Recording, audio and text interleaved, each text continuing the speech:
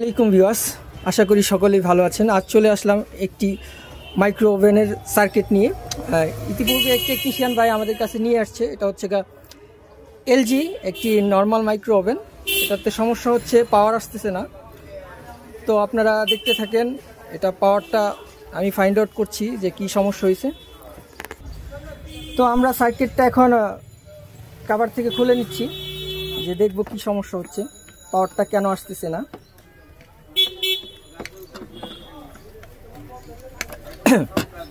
তো আমরা সার্কিটটা খুলে নিয়েছি।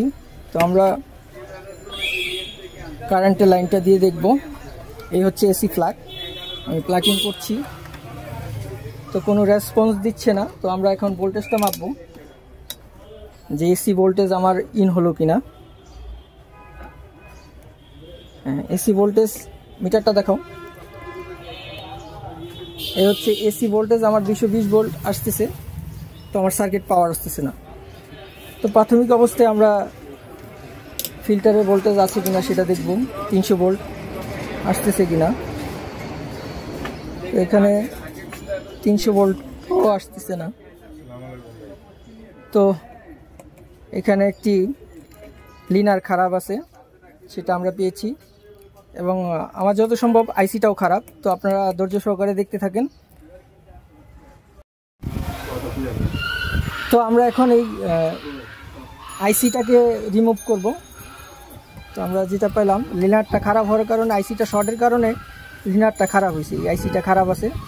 তো আমরা এখন আইসিটা খুলে নিলাম। অনেক গরম হয়েছে এই আইসিটা। এটা হচ্ছে পাওয়ারের একটি আইসি। তো এটার কারণে মূলত পাওয়ারটা আসতেছে না, আইসিটা শর্ট হয়ে গেছে। তো আপনারা ধৈর্য সহকারে ভিডিওটা দেখতে থাকেন। আমি আরেকটি আইসি লাগাতে, এই হচ্ছে আইসি, এই আইসিটা আমরা লাগাবো এখন। আইসিটা লাগিয়ে নিয়েছি, এখন আমরা প্লাগিং করব। ইনশাল্লাহ আমাদের পাওয়ার চলে আসবে।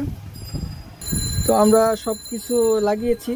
এই যে আইসিটা লাগিয়েছি, এখানে লিনারটা ছিল, এটাও লাগিয়েছি। তো এখন আমরা এই যে প্লাগিং করব। এই হচ্ছে আমি পাওয়ার দিলাম, ইন করছি। আলহামদুলিল্লাহ আমাদের পাওয়ার চলে আসছে, এই যে ডিসপ্লেতে আপনারা দেখতে পাচ্ছেন। তো মূলত আইসিটা শর্ট হওয়ার কারণে লিনারটা কেটে গিয়েছিল। তো আমরা আইসিটা লাগিয়েছি। এই হচ্ছে আইসি, পাওয়ার আইসি। তো এরকম ভিডিও পেতে হলে আমাদের চ্যানেলটাকে সাবস্ক্রাইব করবেন এবং আমাদের পাশে থাকবেন, বেল আইকনটা বাজিয়ে দিবেন। তো সবাই ভালো থাকবেন। আজ এই পর্যন্তই, আল্লাহ হাফেজ।